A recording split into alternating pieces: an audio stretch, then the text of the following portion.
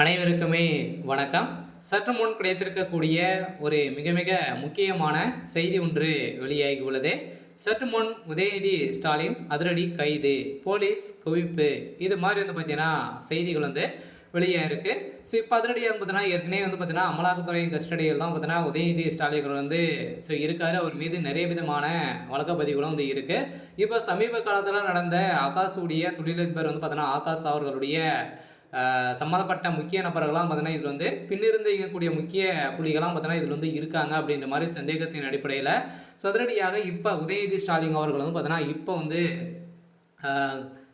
அமலாக்கத்துறை கஸ்டடிக்கு வரணும் அப்படின்ற மாதிரி ஒரு தகவல் வெளியாக சில உதயநிதி ஸ்டாலின் அவர்கள் கைது செய்யப்பட போகிறாரா அப்படின்ற மாதிரி நிறைய எதிர்பார்ப்புகள் இருந்திருக்கக்கூடிய நிலையில் இப்போ திமுகவில் முக்கிய பொறுப்பில் இருக்கக்கூடிய உதயநிதி ஸ்டாலின் அவர்கள் இப்போ கைது செய்யப்படலாம் அப்படின்ற மாதிரியும் ஒரு தகவல் வெளியாக இருக்குது. ஸோ இதை பற்றி இந்த வீடியோவில் நம்ம முழுமையாக பார்க்கலாம். ஸோ அதுக்கு முன்னாடி நம்ம சேனலுக்கு இப்போ தான் நீங்கள் முதல் முறையாக வந்திருக்கீங்க அப்படின்னா மறக்காமல் நம்மளுடைய சேனலை சப்ஸ்கிரைப் பண்ணி சப்போர்ட் பண்ணுங்கள். ஸோ வாங்க வீடியோக்குள்ளே போகலாம்.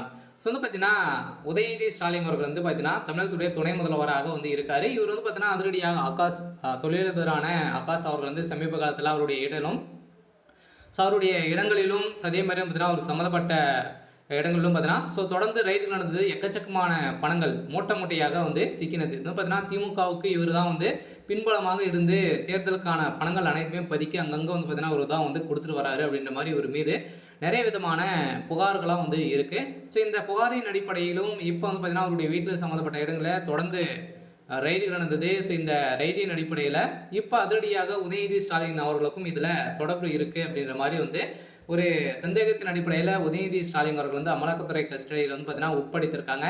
ஸோ இதன் அடிப்படையில் தான் இப்போ உதயநிதிக்கு ஒரு மிகப்பெரிய சிக்கல் வந்திருக்கு. சில உதயநிதி ஸ்டாலின் அவர் டெல்லிக்கு தூக்கி சென்றதாகவும் டெல்லி சிறையில் அடைக்கப்பட போகிறதாகவும் பார்த்தீங்கன்னா இப்போ ஒரு தகவல் வெளியாக இருக்குது. சில உதயநிதி ஸ்டாலின் அவர்கள் பார்த்தீங்கன்னா டெல்லிக்கு தூக்குனாங்க அப்படின்னா உதயநிதியுடைய கதை ஒட்டுமொத்தமாக முடிய போகுது. இப்போ கரூர் வழக்கின் மூலமாக திமுக ஒரு மிகப்பெரிய சம்பவம் நடந்துட்டு இருக்கு. ஸோ உட்கட்சிகளே நிறைய மோதல்கள் ஏற்பட்டு வந்திருந்தாலுமே இப்போ உதயநிதியுடைய வாய்க்கொழுப்பாலே பார்த்தீங்கன்னா திமுகவுக்கு பாதி பலங்களை ஸோ போயிருக்கு.